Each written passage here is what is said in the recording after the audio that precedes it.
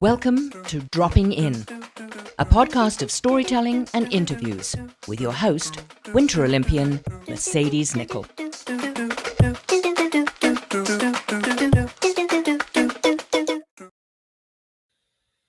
I love that. Thank you to my mom for the intro voice. Thank you so much for dropping in today. This is series 12, where I am reaching out to Team Canada people and their journey to Paris 2024. Now, a lot of athletes have been on this series so far, but I'm switching it up to see what it's like to be on the inside. So I'll have a couple guests on that will be helping the athletes in the background. Now, just a reminder, July 26th to August 11th, 2024, all eyes will be on Paris as the athletes gather there to compete at the long-awaited for non-COVID Olympics.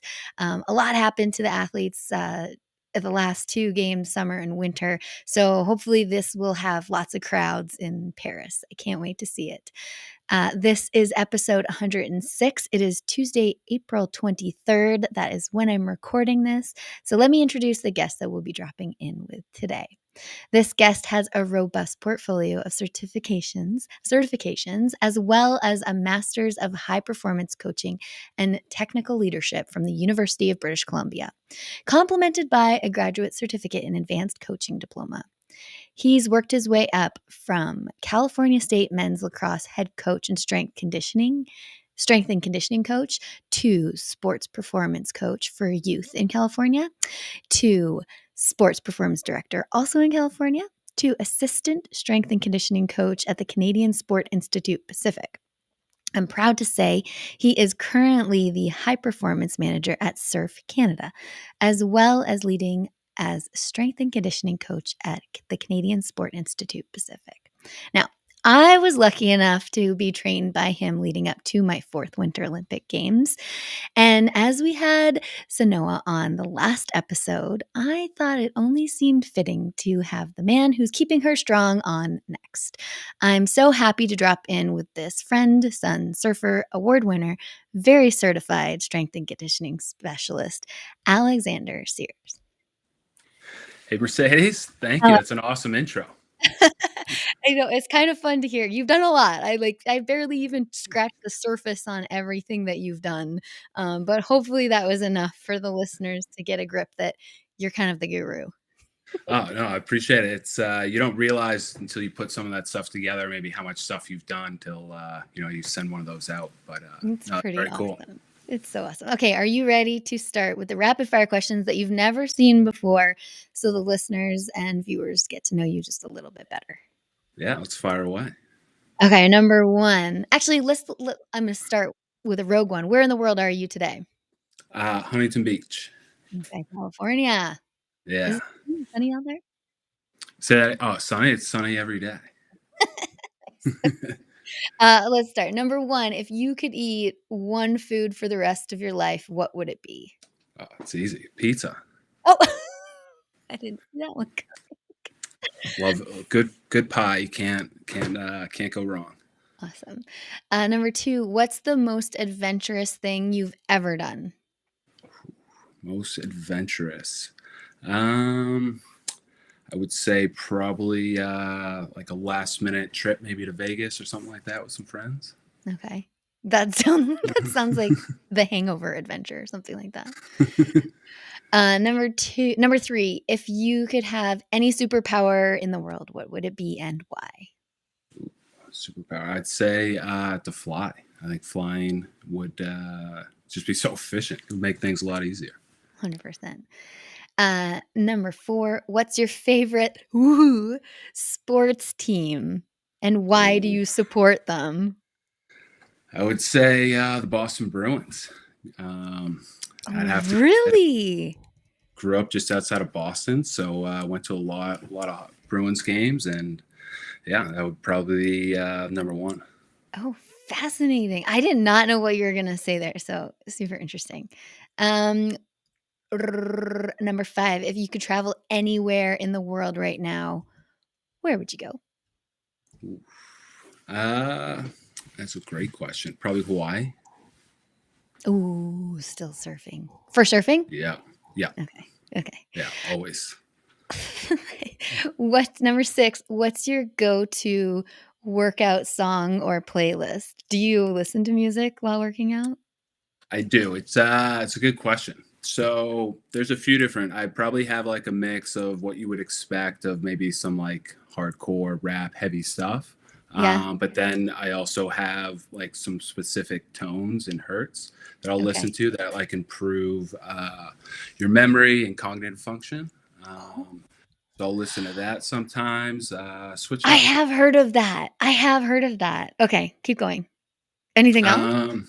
Sometime occasionally maybe like a soundtrack or something that doesn't even have words, but just like some heavy movement and rhythms and stuff. But just kind of depends what mood I'm in, what I'm doing, what the workout is. Okay. That will kind of goes. Yeah, I guess it's contextual to that. Okay. I also heard, this is super random. I was listening to a podcast the other day that you retain more knowledge when you're active, Yeah, that would being present and being active. Yeah, that would make a lot of sense, right?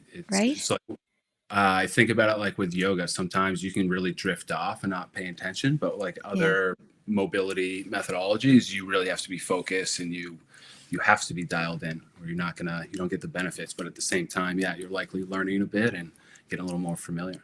Okay, when you talked about, I just want to go back to tones and hertz. Like when you're doing that, what exactly does that mean?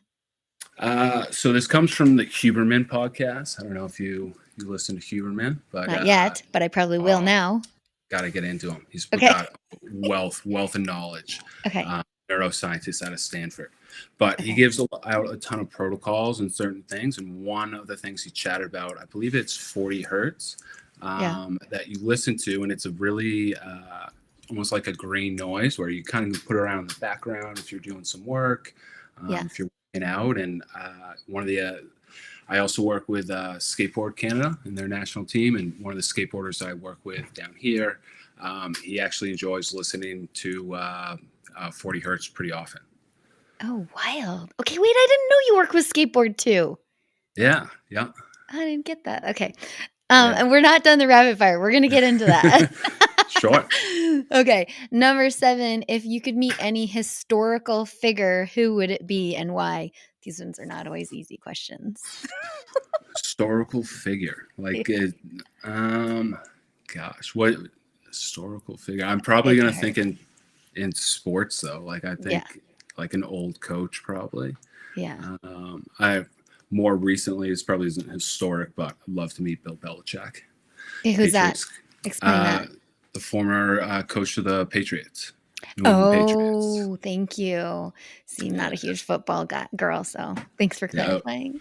Yeah, no, he's world leading. I think 9 Super Bowls Right. attached, and also as an owner as well, or commission. Yeah. Wild. Okay. Good choice. Yeah. I'm learning like new names and I appreciate this. Of course. Number 8, what's your favorite way to relax after a long day of training or coaching? Good day to relax. All right, so general, I have a few things that like one, I have like a recovery protocol that I would probably engage with first, which is like a how would I say it? You basically just do like a spinal deload, and that's paired with like some wall shakes. So that's like a 5 What's a wall shake? where you like go lay on your back with your legs up in like a V on the wall, and you Yeah. like turn your feet in and out, and they get lower. Do that for like a minute, and you go do the hang that deloads the spine, and you alternate. Wait, you're saying these things like people know. What's the hang? Is that you're just like hanging? Sorry. So you basically, I use a Roman chair. You could use like on the road when we're surfers, they'll hang off like maybe the bunk beds, and someone will hold the back of the legs, so their hips are just hanging off the side of the bed. Okay. They'll do a certain breath protocol paired with that, and that can deload the spine and just relax everything there. That sounds lovely. Yeah. That no one in their real life takes the time to do. Exactly. No, and it takes 5-10 minutes, and then you feel much better. So people should engage with it more, but for whatever reason they usually pass that. But so I'll start with that. I'll do a 4-7-8 breath cycle, which you in 4, hold 7, out 8. That's like all nasal. It Yeah. promotes that parasympathetic response and relaxing. So 10 cycles of that, which is about 3 minutes. Probably jump in the Normatec. Love the Normatec. I have talked about that on the podcast. How much do they cost? Just for my Ru- own knowledge. Roughly, I'd say like about $1,000 you can get in for under Okay. $1,000 Canadian, maybe. Okay. And like a basic setup. Okay. I'm totally cutting you off on everything that you're doing to No. relax, but it's just random questions that I'm like, okay, if I were to invest in a Normatec, No. what would it take? Please do jump in at any time you got questions. But, Okay, so breathwork, Normatec, then that like recovery, the hang stuff, and then I probably just reading while I'm doing the Norma, and that's probably it's like my perfect kind of cool down and relax. that sounds nice. I really like that. Okay, this is not. But what are you reading? It depends. So usually it could be whatever book I'm reading, which could currently I'm kind of on this getting certified as a mental performance coach. Okay. So I'm reading kind of a lot in that area. Heavy. And then beyond that, I'd say I print out some research and we'll just read a few papers or whatever I'm interested in. What about for fun? For me, that is fun. Okay, I'm so sorry. That That seems like so much work, but I feel you. That's rad. Yeah. Okay. Number 9. If you could compete in any Olympic sport, which one would you choose? Would you want to compete in an Olympic sport? Yeah, definitely. I'd say Yeah. either hockey or surfing. I mean, Okay. it's surfing. It would be dependent on like obviously this year coming up for Paris. Chopu it's a world-class wave. Right. Historic. Like I think this is gonna be really cool discipline to be on that center stage for everyone to be able to watch and see if this wave during that time period, if it turns on, can be a really big wave. So would be awesome. But I grew up playing hockey, so I think that's where my other love is. Have you been to this wave for the Paris Olympics? Have you been there before? The team did a site visit in September. I did not go then with the team, but there's been a few members of the team have gone. I have not gone yet. Is it on I am going way off topic, but of the rapid fire, which is awesome. Is it on your like bucket list to go there? It's definitely on there. My skill level in surfing is not there to be charging that wave yet, but hopefully I'm not too far off. Wild. But yeah, that's definitely on the list. Okay, that's super cool. Okay, last question of the rapid fire, which is never rapid. Here we go. What's the most memorable moment of your coaching career so far? That's a loaded question. It is. You've worked with so many teams. Yeah, I'm gonna wind it back to not too long ago, the World Juniors, where Aaron Brooks won gold for U16. Oh. Pretty exciting. Got to chair her up the beach. Sick. So yeah, that was pretty cool. Awesome. Okay, rapid fire. Done. Thank you. Never rapid, but everyone got to know you a little bit better. I got to learn more. I know what I want to do after this. Probably purchase an Normatec. I'm not actually going to do that though. You got to get on it though. You should. Wouldn't hurt. I know. Those things are magical. I think at every Olympics, I was like, yes, I will be in one for my legs. And then I busted like my arm once and I was like, I'll put my arm in this one too. It's amazing. The arms, the hips is actually even the best. You got to get them all going. Oh, the dream. Okay, I do want to thank you so much for taking care of me when I was an athlete.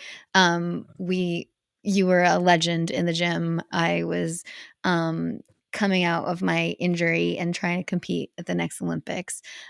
So you were a huge help in that process. So thank you. Oh, thank you. You were a pleasure to work with. You made it easy. You always Well, showed up, ready to get after it.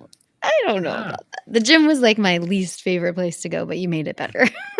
Appreciate it. And thank you for what you do with all the Canadian athletes. It's no easy task, especially dealing with like younger athletes. Again, like myself, I was like reluctant to go to the gym most of the time. So it's very cool that you're there and supporting them. Yeah, no, go ahead. Sorry. No, go. No, I love the athletes that don't want to go to the gym. That conversation or that challenge of the purpose or the why is what excites me about it. It does? Yeah. No, that's I appreciate that. so I would say, like, if you look at team sport athletes, a lot of them go to the gym, they'll grab, their paper, the workout, and they just get to work. I would say a lot of freestyle individual sports, that relationship's different, right? They want to look at their phone, they might sit on the foam roller. So understanding the value of what the gym does, to make their sport a little bit easier. I love that conversation or the value of it. It's so important because, I mean, for snowboarding, I was in it the mid 90s through to far too long. Yeah. But like going to the gym was not a cool thing. Like some of the pro athletes would go to the gym, but they would hide that they were going to the gym because it wasn't cool to do. And then I was like, I just want to snowboard. I don't understand why I need to go to the gym. And no one actually like took the time to be like, this is how it's going to help you. You can go bigger. You can crash more. Like that makes sense. So having that person that's there to trust that will explain it to you, I think is so important. Yeah, no, there's so many great things you said there. And yeah, you were in an era where it wasn't cool. And I would even say today, culture wise, it's still, I know a lot of athletes who don't post anything in the gym because it's not cool. Yeah. Which I get. And, that's, I think the important piece is at least the athletes are starting to understand that value and how that transitions to their sport and helps them. Yeah. But yeah, it's, the main piece, the first reason should be injury preventative, right? You're going there so you can keep staying out there and doing what you love. Totally. I want to talk about your journey from your career. Like, correct me if I'm wrong. You did schooling in Australia before you did Canada. Yeah. I was planning to, but Okay. actually our good friend, Dr. Jeremy Shepard, was my connection in Oz and where I was planning because I wanted to learn under him. So I was planning to do my master's there. Okay. But he moved back to Canada. So that's where I decided to go to school back. Okay. And is that what brought you to Whistler? Yeah. Yes. Yeah. Love that. Thanks, Jeremy. Yeah. Thanks for bringing Albie over. He's a legend, man. Okay. So then you worked in Whistler while you were still going to school, right? Yeah. Because I remember you were working your butt off. That was the cool piece with that program that, look, I did the first week was on campus and then the rest was remote. So I got to do everything was online, which allowed me to live, on the mountain and then be right there, Jackamas, going to see you guys, which made it really easy. And were you just working with snowboard or were you working with other sports as well? So the first year was a little different. Primarily, I'd say my roles with snowboard, but in addition to that, some of the other roles was I would assist any other winter sport partners. Say an injured athlete didn't travel with a team that stayed behind, I would probably work with them. But it was somewhat limited in the sense with being an international student, I could only work 20 hours a week with school 20 hours. So there was some restraint there. Okay, because you're American. Yep. Living in Canada, going to school in Canada. Amazing. Yeah. Okay, so then when did you finish school? But I feel like the whole time your goal was to work with surfing. Yeah. The end goal was to work with surfing, and a lot of that was I would take contracts with winter sports and then in my free time I would go and work with surfing, or I'd drive to the island and work with the surfers for a weekend once a month. So that is not a small jaunt. And I was talking to Sona about that. I'm like, all right, you live in Tofino. You pretty much live in the middle of nowhere. And that is a tough place to go to. So kudos for you for just volunteering your time to drive out there. That's wild. I loved it. When I remember reflecting on it, because you think about the time it takes to go from Whist to Tofino versus literally driving down to Van, hopping on a plane, and going to Europe. Well, going to Huntington, I could be surfing in Huntington Mhm. before like 3 hours before I even get to Tofino. I know, right? So it just blew my mind that like I'm taking 7 hours to go to Tofino, but I could probably be surfing in SoCal like 3 hours sooner. So nuts. That dedication is amazing. And how did everyone like, obviously, everyone must have been stoked that you were coming to Tofino to help out. Yeah, yeah, no, that was an awesome piece. There's a really rich, I'd say, community of surfers and Mhm. history with Tofino. And then, within our national team there, some locals that live there. Yeah. So I was whoever was around that weekend that wasn't traveling to go film somewhere or doing something off island. Yeah. We'd get together and we'd work for probably 3-4 days, and then I do that once a month, maybe for about 7 months before I move to the island. Okay, and, like, when you're training them, are you this is all dry land training, or are you in the water as well? So I work hand in hand with the head coach Shannon, Mhm. who is more the technical, tactical coach. Yeah. But I'm at all there. I'm on the beach with him, filming, seeing what they're doing on the water. Yeah. But yes, most of my work I would say is probably in the gym. And Um, do the surfers enjoy working out as much as the snowboarders? I'd say it's similar. Some have already had a previous relationship or they're doing stuff, and it's really easy to gravitate toward. But I'd say most, currently I work with like local Groms here, but also like for example, World Juniors is coming up this weekend, and we just had our nationals this weekend. So we have a very new junior team. We graduated, like Sanoa just got off of our junior team. Okay. So I think we only have like two that were on our team the previous year, and Okay. we travel with three girls and three guys for U16 and U18. Awesome. Yeah, I was talking to Snowa about the qualifications for Paris, and that seemed like uber cutthroat. It's even harder for the women. It's because there's even what's on tour. For men it's top 10 and women top 8 from the tour, and then there's Pan Ams and ISA, so all these other pathways to get there. But yeah, it's not easy. And so when you're traveling with the team, is it I'm just trying to think of it as like snowboard world, like we would have whoever could like qualify for a quota spot to go to a contest. So it would usually be like 4 girls and 4 guys. Is that similar in surfing? So yeah, with the Olympic piece now being added, it's for example, like each year, obviously this past year leading into the Olympics is that last qualifier. But Mhm. our worlds the previous year, what they did, if the women's team won, they whatever team got an additional spot. So Right. typically 2 women, 2 men from whatever country. If you won that year, women could get a third, Okay. or in US won, for example. Got it. So they're adding some value in certain ways that way to keep it more interesting. But Yeah. generally, our pathway, nationals is how we kind of select our team, and from there, that's what we use for events going out that year. Okay, how do you feel about coaching for Canada rather than the States? I Dun love it. dun dun. No, it's great. I have a great relationship with Canada. I wish I could spend more time there. I loved it in Tofino and Whistler, Yeah. but it's I find being in Huntington's actually served really well because so many contests are through here Yeah. multiple times a year, and then there's junior events with a lot of kids who I haven't seen. I can get some baseline testing on Okay. until I see them at an event again. So it's actually worked really well in that sense.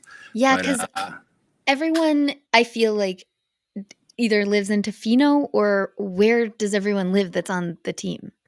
we're decentralized. We're everywhere. So Yeah. we got a handful of surfers in Maui. We have another one in Oz. We have California. I Um, hate your life. I hate it. yeah, yeah, they're all really really tough places to go. I mean, I can't surf worth anything, but I feel I chose the wrong sport, but I love snowboarding. I think you transition really well. I think Thank you pick it up. Do no, I know. I appreciate you saying that, but I do not understand waves whatsoever. It's so confusing. Oh, man. Okay, I wanna get into just a little bit of, like, some ways that maybe are different that you train with surfers than like the normal person would train? Just Sure. so the listener can get an idea of like how high quality training is for elite athletes. Sure. Yeah. No, it's a really good point. So I would say like there's a difference between multi-sport and what I would say board sports. So Mhm. like surf, skate, and snow.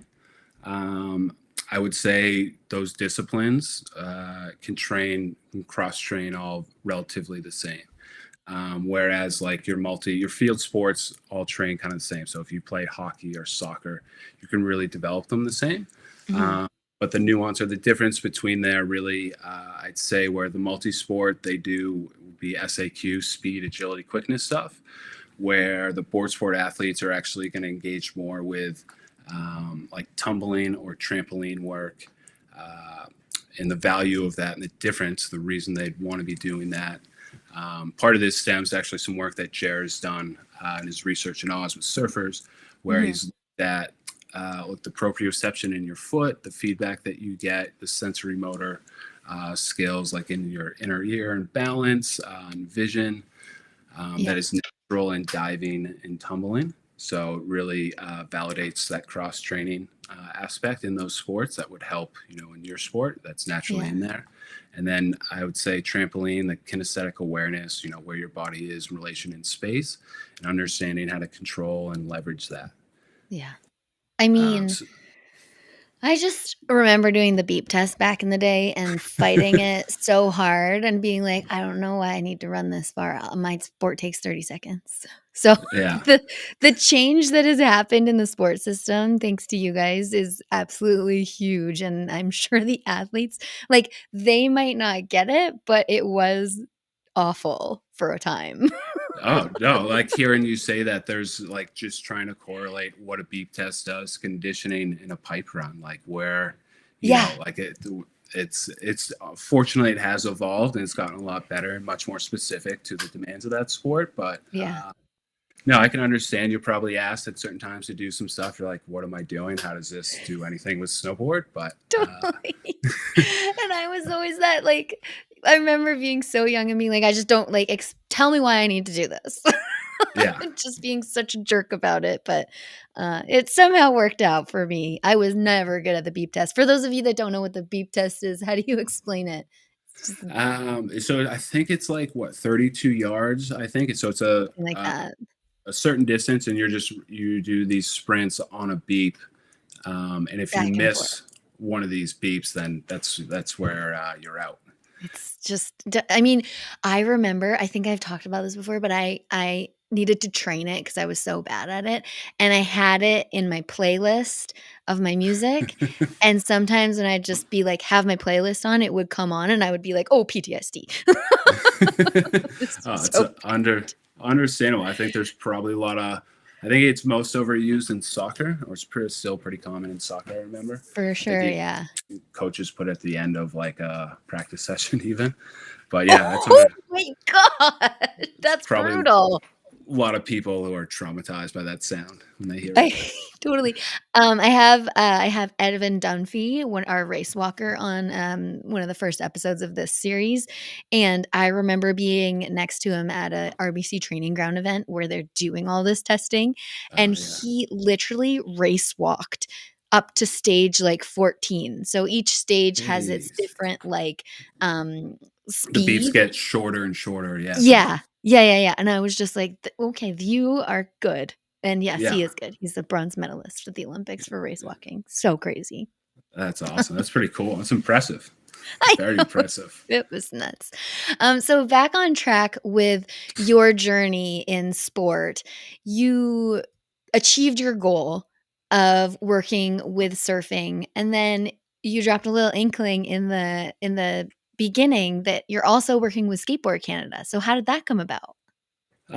So when the pandemic happened and I didn't have housing secured in Canada, I Yeah.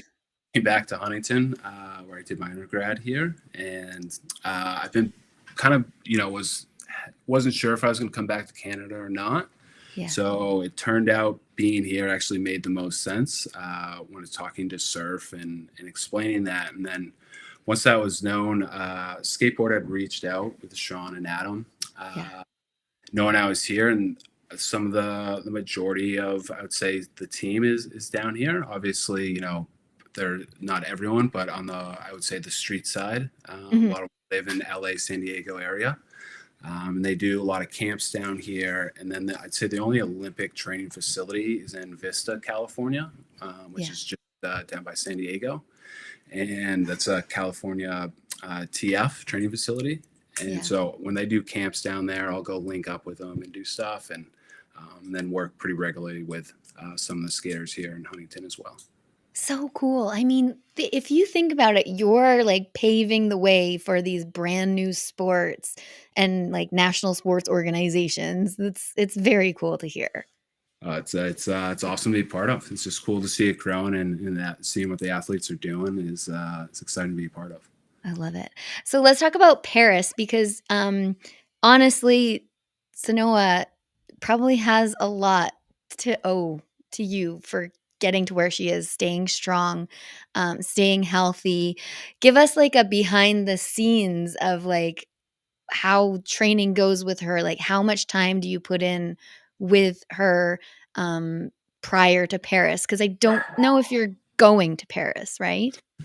It's not looking like I'm pretty confident I'm not going to Paris. So Okay. we're the setup for Paris for the surf side is a satellite village.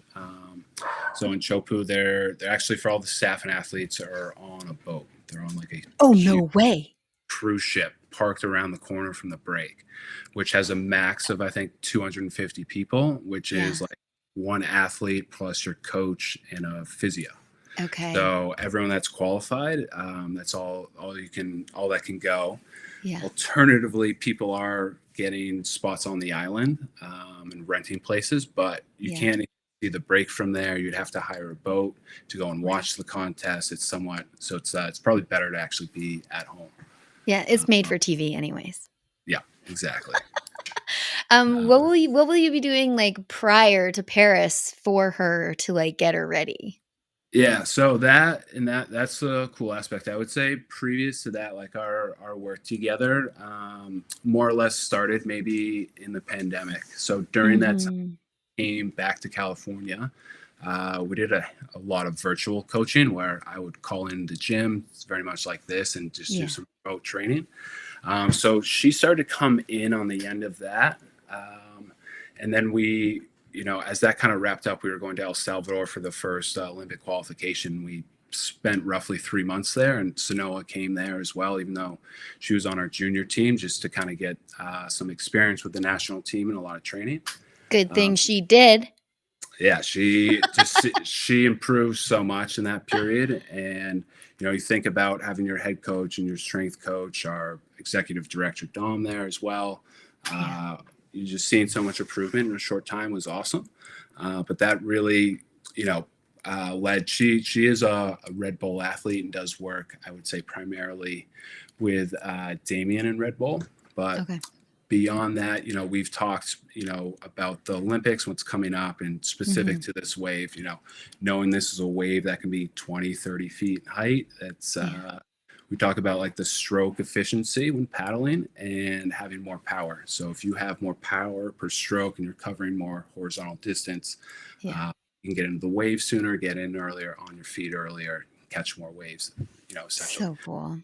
So we talked actually from some research that Jared's a part of with a protocol that looks specifically preparing for a wave like that for Chopu that potentially can give her a little bit of a competitive advantage going in. Wicked. I can't Yeah. wait to watch. It's gonna be amazing. So much amazing information from you. You're a plethora of knowledge, and I feel like I just want to go do your recovery right now. Is there anything that you want to add for the listeners and the viewers? No, nothing to add. You're a busy man. So thank you for your time, and thank you so much for dropping in today. Where can people find you online if they want to see what you're up to and get some tips?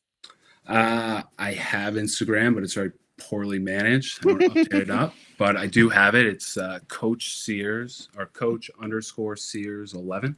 Yeah. I believe. But Perfect. yeah, that's where you could find me. Awesome. Well, thank you so much for dropping in today, and best of luck with all your future endeavors. You've got a lot of things going on. Thank you so much for having me, Mercedes. This is awesome. Today, you can find everything you want to know about Dropping In with Mercedes at droppinginwithmercedes.com. Don't forget to subscribe on Apple, Spotify, and YouTube. Thanks DJ Kenosis for the music and my mom for the intro voice.